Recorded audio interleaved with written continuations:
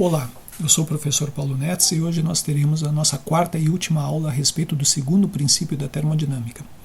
Nós vamos enfocar a entropia de mudança de fase, de mistura e de reação, bem como o chamado terceiro princípio da termodinâmica.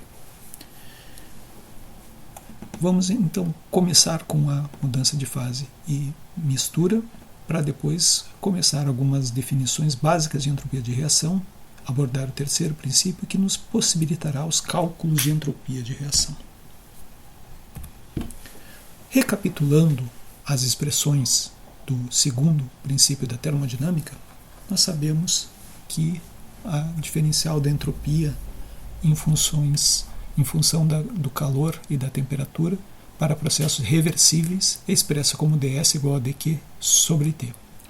Deduzimos na aula passada a entropia em função da temperatura e do volume, ou a entropia em função da temperatura e da pressão, nessas expressões diferenciais que nós obtemos facilmente combinando as expressões matemáticas do primeiro e do segundo princípio e algumas definições relativas à energia interna e à entalpia. Com base nessas expressões que nós deduzimos, nós podemos calcular então várias variações de entropia do sistema em diversos processos reversíveis, sejam eles isotérmicos, isométricos, isobáricos ou adiabáticos, todos eles, porém, envolvendo calor sensível. Resta agora a gente abordar como que nós podemos fazer os cálculos de entropia quando trata-se do calor latente. O caso mais simples de calor latente é uma mudança de fase em condições reversíveis, sob condições de pressão e de temperatura constantes. Como a variação de entropia é, no caso de uma transformação reversível, integral de dq sobre t, e como numa mudança de fase a temperatura é constante, a temperatura pode sair para fora da integral, fica o calor sobre a temperatura. Ora, uma vez também que a mudança de fase é um processo isobárico, trata-se então do calor como sendo igual à entalpia. Portanto, ΔS igual a ΔH sobre a temperatura da transição de fase. Por exemplo, no caso da fusão do gelo. No caso da fusão do gelo, nós temos que a entalpia envolvida na fusão é pura e simplesmente 6,02 kJ. Dividindo entalpia pela temperatura, nós obtemos então o valor da entropia de fusão, ou seja, 22,04 Joule por Kelvin nesse caso aqui. Outro processo no qual a entropia pode ser calculada é o processo de uma mistura. Vamos imaginar então que nós tenhamos duas substâncias A e B, a vermelha e a azul aqui, que de repente se misturam. O estado final é caracterizado por uma entropia que depende das entropias molares parciais de cada espécie. O estado inicial é caracterizado por um estado que vai depender das entropias molares formais das substâncias isoladas. A variação de entropia, que é o ΔS de mistura, é pura e simplesmente a somatória das diferenças entre entropia molar parcial e entropia molar, o que, porém, via de regra, é muito difícil de calcular, uma vez que nós temos que ter o conhecimento detalhado a respeito das interações. No entanto, em alguns sistemas, esse cálculo é particularmente simples. No caso, para um gás ideal. Vamos imaginar uma mistura isotérmica de gases ideais. Aqui nós temos, então, um gás, aqui representado como moléculas vermelhas, outro gás, representado aqui como moléculas azuis, que são misturados num outro recipiente. Qual será a variação de entropia dessa mistura? Se o processo se der de modo isotérmico, a variação de entropia sob condições isotérmicas, como nós vimos anteriormente, é a integral de dp dt a v constante, dv, que é igual a menos a integral de dv dt a p constante, dp. Nós podemos pensar esse processo como sendo composto de um processo no qual o gás 1 expande e ocupa todo o recipiente e o gás 2 expande e ocupa todo o recipiente. Vamos imaginar então que a gente tem no início um volume V1 e uma pressão P, no interior desse recipiente. O gás aqui passa a ocupar um volume V e uma pressão P, ou uma pressão total P do recipiente, a pressão parcial P1, no caso desse gás 1. A gente pode dizer, então, que a variação de entropia para esse gás, para o gás 1, pode ser expressa como essa integral aqui, sendo um gás ideal, isso aqui é P sobre T, ou NR sobre V. A integral, então, é NR logaritmo de V final sobre V inicial. O V final é o volume V, o V inicial é o V1. Também poderia ser expressa em função da pressão final sobre a pressão inicial. As duas expressões vão resultar no mesmo valor. Semelhante nós podemos fazer para o gás 2, que estava ocupando primeiro um volume V2 a uma pressão P, depois passou a ocupar um outro volume V com uma pressão parcial P2.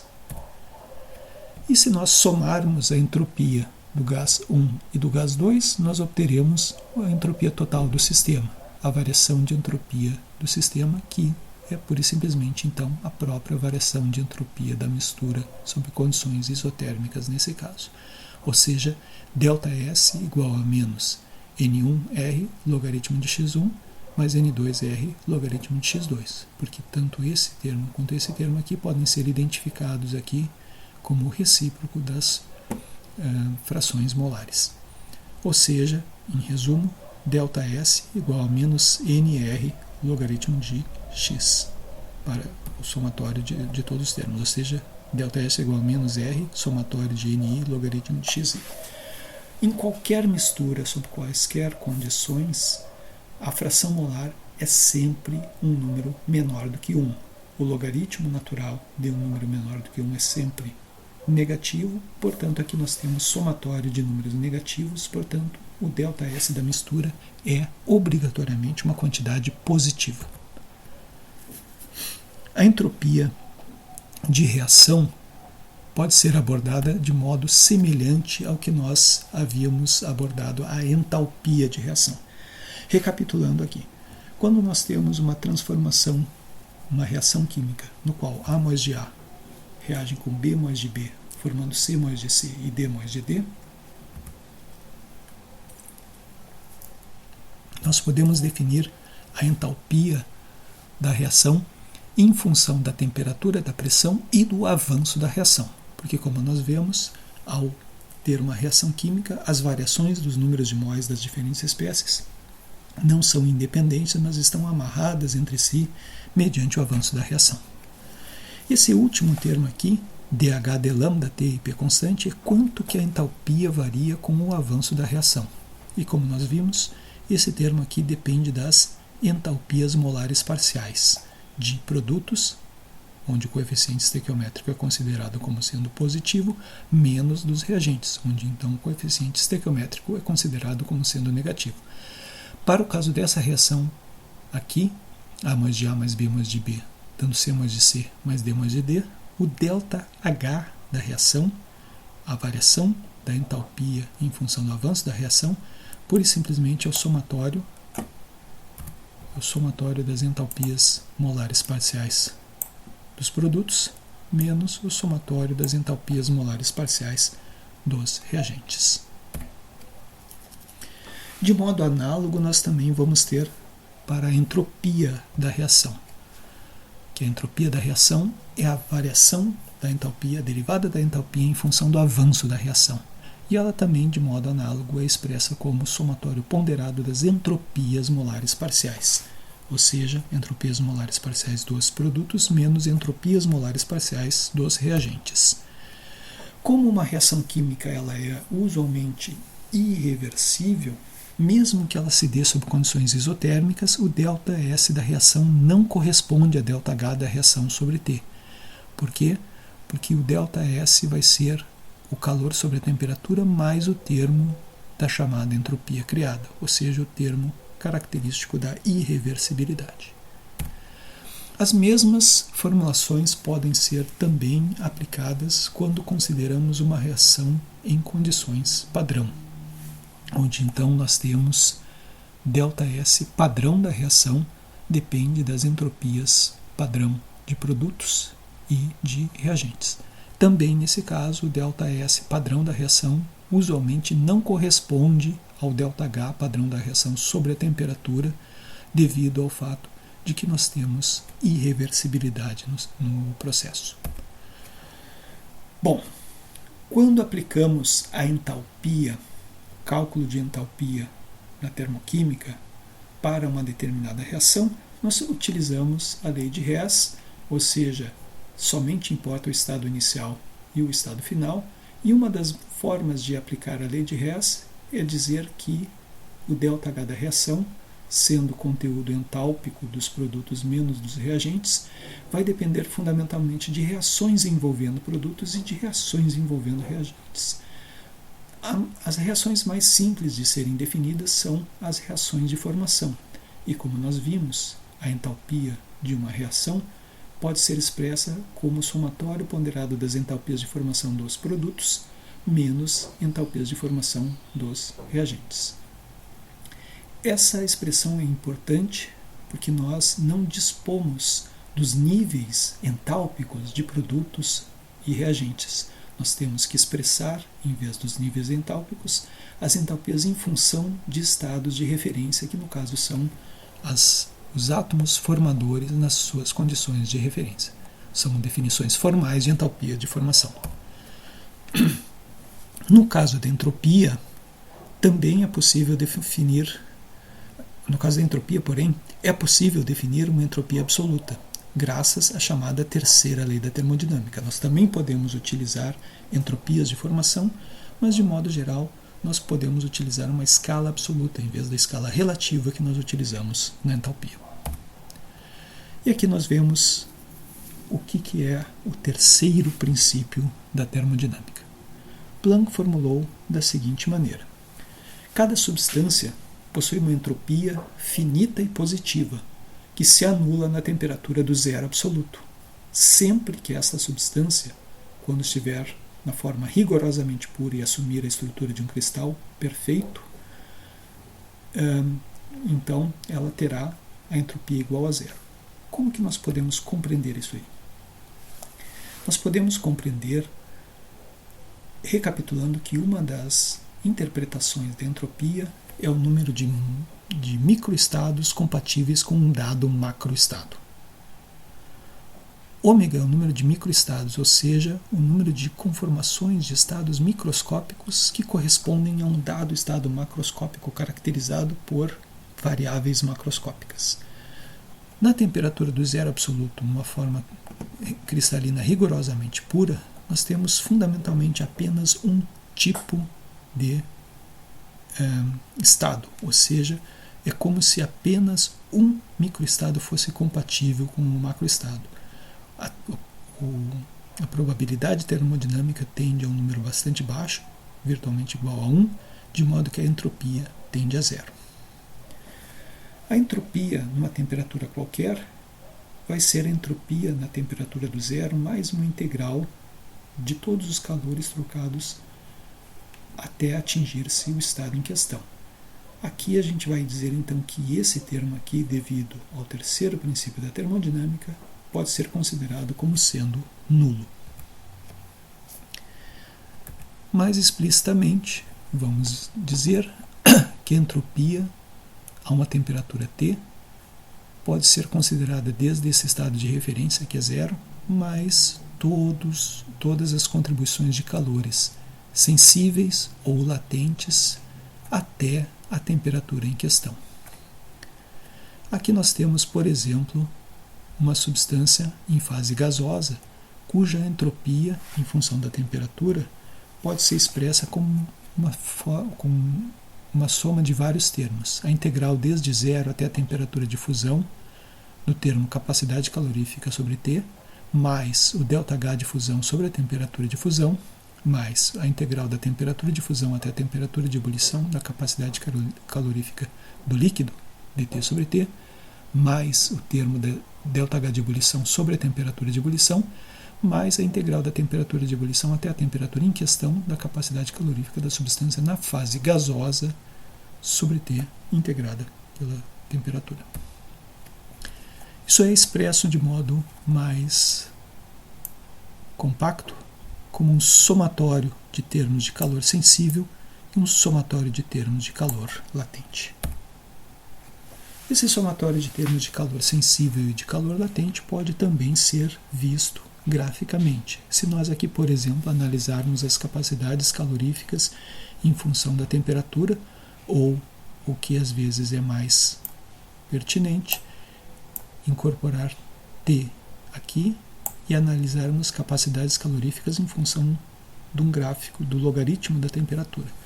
A área sob essas curvas, então, vai me dar a contribuição da entalpia, do calor sensível para a entropia. Ou seja, aqui um calor sensível para o sólido alfa, para o sólido beta, por exemplo, quando existem sólidos em duas formas alotrópicas diferentes. E aqui nós temos, então, o ΔS do líquido e o ΔS do gás. Mas também, em cada uma das transições de fase, nós temos saltos que correspondem aos ΔS de transição.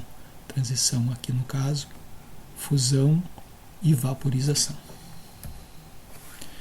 Por exemplo, se nós quisermos determinar a entropia absoluta do HCl, que é uma espécie gasosa no estado padrão de 25 graus Celsius e 1 bar, nós podemos somar os sucessivos acréscimos de entropia desde o zero absoluto até a temperatura de 25 graus Celsius.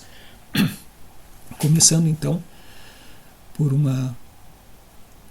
na temperatura do zero até os 16 Kelvin, através da chamada lei de Debye, que pode ser vista em livros de mecânica quântica e termodinâmica estatística. As expressões um pouco mais complexas para a capacidade calorífica nos permitem uma integração que leva a este valor. O sólido alfa possui uma contribuição até a temperatura de transição de 29,54 joules por mol por Kelvin.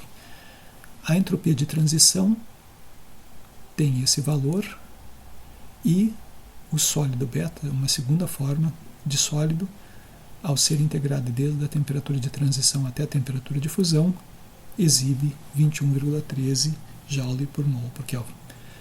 O ΔS de fusão tem valor de 12,55.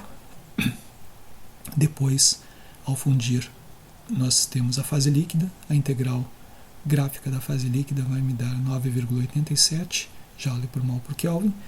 E, finalmente, a vaporização a 188,07 Kelvin. Vocês podem reparar que aqui a contribuição característica da vaporização é bastante maior, significativamente maior que cada um dos outros termos isoladamente.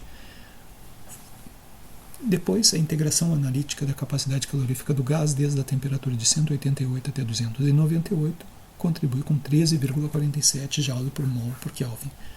Obtemos, então, o valor final de 185,77, que se encontra em várias tabelas. Com base nessas tabelas, nós podemos, então, calcular as entropias de reação. Por exemplo, se nós tivermos uma reação A mais de A mais B mais de B, dando C mais de C mais D mais de D, basta o conhecimento dessas entropias absolutas, que também são chamadas entropias do terceiro princípio e que são encontradas em tabelas, basta o conhecimento dessas entropias para as espécies que são os produtos e para as espécies que são reagentes, que nós encontramos facilmente o ΔS da reação. Finalmente, se nós quisermos encontrar o ΔS da reação em função da temperatura, nós podemos fazer um procedimento análogo ao que nós havíamos feito para a entalpia de reação. Ou seja, partindo da definição do que é o ΔS da reação, que é um somatório ponderado de entropias molares parciais. Ao derivar esse ΔS da reação em função da temperatura, nós temos a derivada das entropias molares parciais em função da temperatura. Aqui nós precisamos recapitular o que são as entropias molares parciais e algumas propriedades das derivadas parciais. Sabe-se que a entropia molar parcial é derivada da entropia em relação ao número de móis. Sabe-se também que a derivada da entropia em relação à temperatura é o quociente entre a capacidade calorífica, a pressão constante e a temperatura. Ora, a derivada da entropia em relação da entropia molar parcial em relação à temperatura é uma derivada de segunda ordem, entropia em relação ao número de mols e à temperatura, que é a mesma coisa que dizer que a entropia em relação à temperatura e depois ao número de mols, ou seja, que é a derivada de dCp sobre T em relação ao número de mols, ou seja, é a capacidade calorífica molar parcial sobre temperatura. Portanto, com base nessa definição, a derivada parcial da entropia da reação nada mais é do que o somatório ponderado por coeficientes estequiométricos das capacidades caloríficas molares parciais, e é aquilo que a gente chama de um delta Cp da reação. Delta Cp da reação, para uma reação desse tipo aqui, A mais de A mais B mais de B, dando C mais de C mais D mais de D, nada mais é do que as capacidades caloríficas dos produtos menos as capacidades caloríficas dos reagentes. Usualmente isso aí é tomado no estado padrão, mas não necessariamente. A gente, com base nessa expressão aqui, nós podemos integrá-la em condições padrão ou não. O mais comum é utilizarmos os dados tabelados e encontrarmos as variações de entropia em função da temperatura para estados padrão. Ou seja, o ΔS é uma temperatura T2 de uma dada reação, é igual a ΔS na temperatura T1 dessa dada reação, mais essa integral aqui, ΔRCp sobre T, integrada na temperatura desde T1 até T2, sendo que esse ΔCp aqui é a capacidade calorífica de produtos menos reagentes em condições padrão e normalmente pode ser encontrado em tabelas termodinâmicas.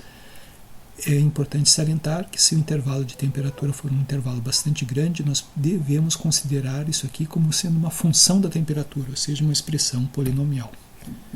Por exemplo, quando a gente tem capacidade calorífica Cp na forma de um polinômio alfa mais beta t mais gama t ao quadrado, etc., é possível mostrar, e eu deixo que vocês façam essa dedução aqui, que o ΔS na temperatura T2, o ΔS da reação na temperatura T2 é igual ao ΔS dessa reação na temperatura T1, mais esses outros termos que podem ser enxergados como sendo uma correção em função da temperatura da variação de entropia da reação. Nosso último tópico agora é a entropia das reações iônicas. Recapitulando no caso da entalpia. O problema que nós tínhamos para aplicar a termoquímica para soluções iônicas é que quando se forma um íon, uma reação de formação, sempre se forma, na verdade, um par de íons. Por exemplo, aqui a formação do H+, mais o H-. Para que nós possamos calcular os valores de uma escala de entalpias de formação, foi necessário atribuir o valor igual a zero para a entalpia de formação de uma espécie. No caso aqui a espécie H+.